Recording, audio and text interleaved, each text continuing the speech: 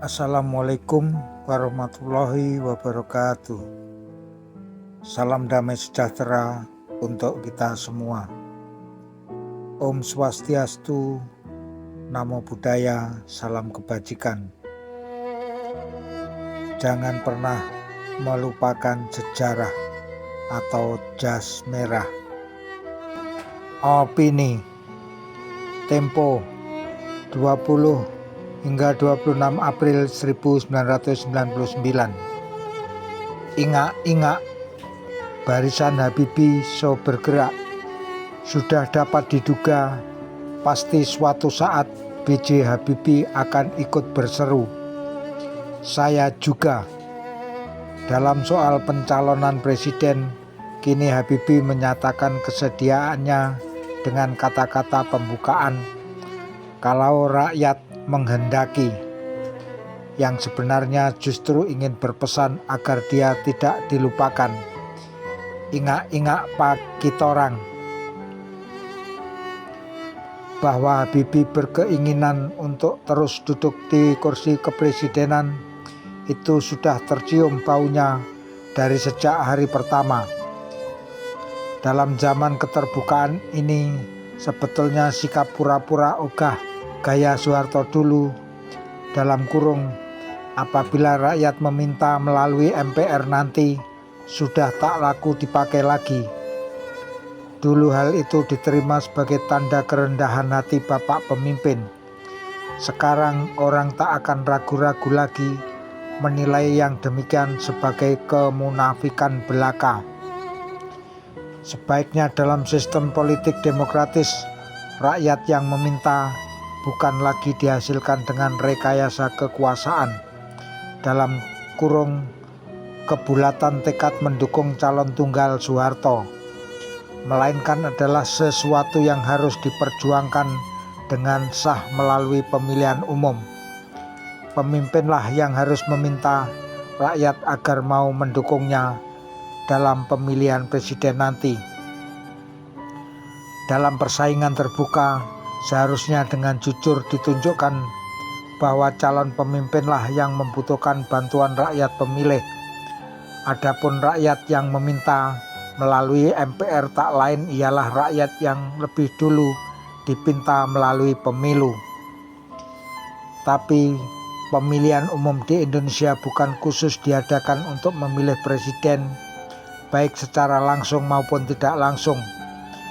Di Amerika Serikat, pemilihan umum untuk presiden dilakukan secara khusus, tapi dengan cara yang sebetulnya juga tidak langsung.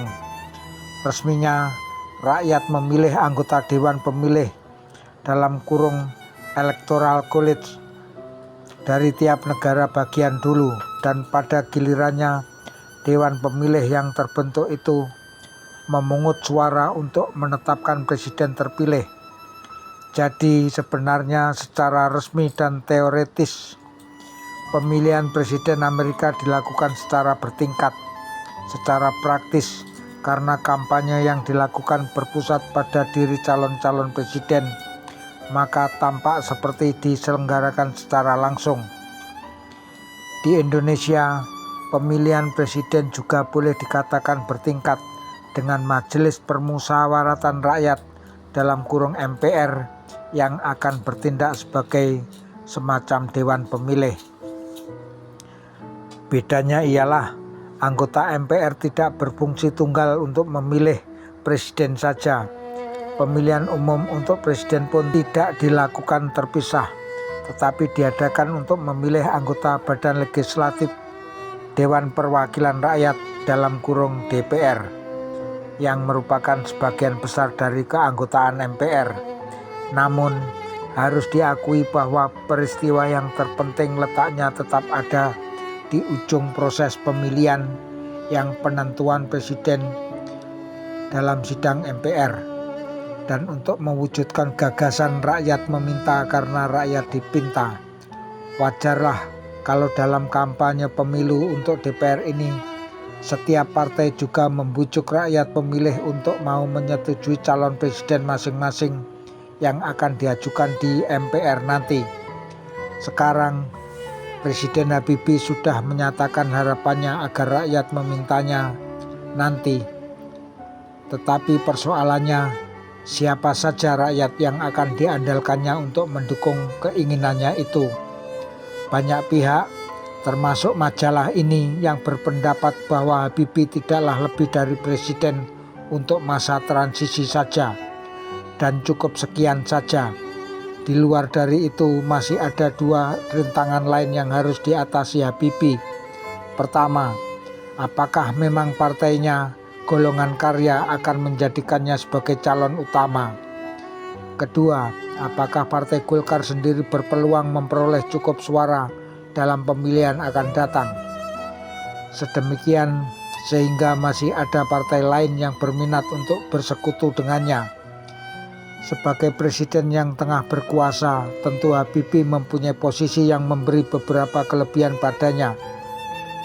Banyak yang menjadi bergantung pada kedudukannya, dan di tengah-tengah mereka yang pada dasarnya bersifat oportunistis, mudah baginya untuk memperoleh dukungan. Walaupun begitu, resminya sampai sekarang masih belum ada ketetapan Golkar untuk menjadikan Habibie sebagai calon satu-satunya. Masih ada ambisi tersembunyi yang mencoba bergerilya di tingkat pimpinan partai untuk mengajukan calon lainnya. Nama Akbar Tanjung, Jenderal Wiranto, Sultan Hamengkubuwono ke-10 masih belum hilang sama sekali. Habibie tidak pernah dikenal sebagai seorang yang terampil berpolitik praktis, tapi akhir-akhir ini segerombolan operator politik yang reputasinya mirip Soldiers of Fortune bergerak membangun mesin politik untuk memenangkan kedudukan sang presiden. Dengan kecukupan dana dan fasilitas, memang tidak sulit bagi Habibie untuk menyingkirkan saingan lainnya di dalam Golkar. Sebab bukan rahasia lagi, Golkar terdiri dari orang-orang yang mudah berbalik sesuai dengan arah tiupan angin. Kedudukan Habibie diperkuat kalau dua faktor lain ikut diperhitungkan. Dukungan kesetiaan Ikatan Cendekiawan Muslim Indonesia (ICMI) dan apa yang disebut sebagai orang-orang dari timur, khususnya asal Sulawesi, seperti yang dimotori oleh Baramuli, ditambah dengan bala bantuan dari luar seperti Partai Daulat Rakyat yang dekat dengan Menteri Hadi Sasono, gerakan barisan Habibie akan semakin lincah.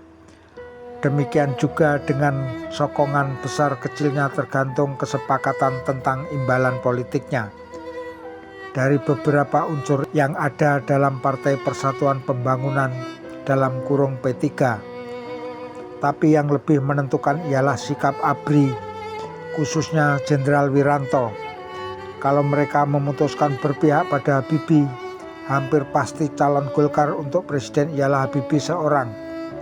Rintangan lain yang lebih sulit ialah kemungkinan Golkar sendiri untuk memenangkan pemilu.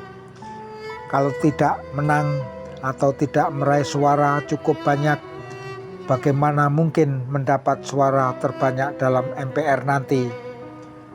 Menggalang koalisi dengan partai-partai lain memang masih bisa diusahakan, walau kemungkinannya kecil sekali. Koalisi pun baru akan berarti kalau Golkar sendiri bisa menyumbangkan 40% dari jumlah suara di MPR. Jadi, meskipun dengan bantuan mesin politiknya Habibie bisa jadi calon Golkar, dia terpaksa mengucapkan salam perpisahan kepada kursi kepresidenannya kalau Golkar tidak mampu meraih jumlah suara 40% dalam pemilu nanti.